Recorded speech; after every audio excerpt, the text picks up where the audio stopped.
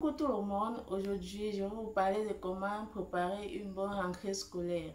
Mais avant de continuer, ici Femme et Business, sur mon vrai nom Sandrine Thérèse, nous parlons de l'entrepreneuriat, du business, des conseils, de comment économiser et investir et de bien d'autres choses. Pour ceux qui ne sont pas encore abonnés, abonnez-vous, cliquez sur la cloche de notification pour suivre plus de vidéos. Comment préparer une rentrée scolaire? Je vais vous dire. Les parents ont le droit et le devoir d'envoyer les enfants à l'école. Mais il y a certains parents qui ne savent pas toujours comment faire pour préparer la rentrée scolaire de leurs enfants. Pour commencer, la rentrée scolaire d'un enfant se prépare dès le premier jour de la rentrée. Ce que tu peux faire, c'est très simple. Tu es un travailleur et tu gagnes un salaire à la fin du mois. Et dans ce salaire, il faut donc alors prélever un 10% de ton salaire que tu dois garder cela à côté pour préparer la rentrée scolaire prochaine de ton enfant.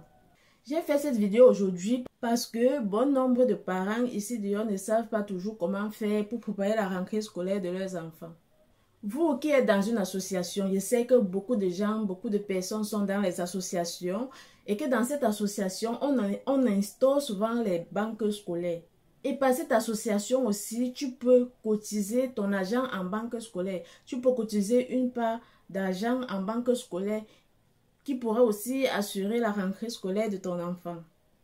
Dès la rentrée prochaine, hormis de ton salaire et de ta tontine, tu dois aussi avoir une grosse caisse à la maison.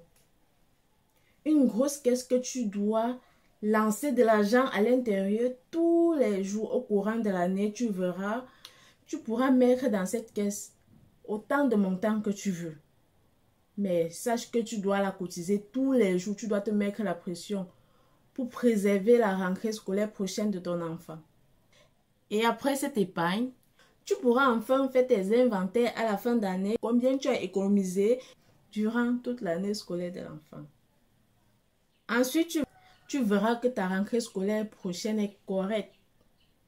Pas d'inquiétude. Pas de panique. Je vais faire comment pour envoyer mon enfant à l'école. Tu dois épargner pour l'avenir de ton enfant. Tu dois épargner. Tu dois te mettre la pression. Les parents doivent épargner pour leurs enfants. En fait, c'est ce que moi-même je fais d'ailleurs. Moi, je n'ai plus de problème à chaque rentrée scolaire de mes enfants.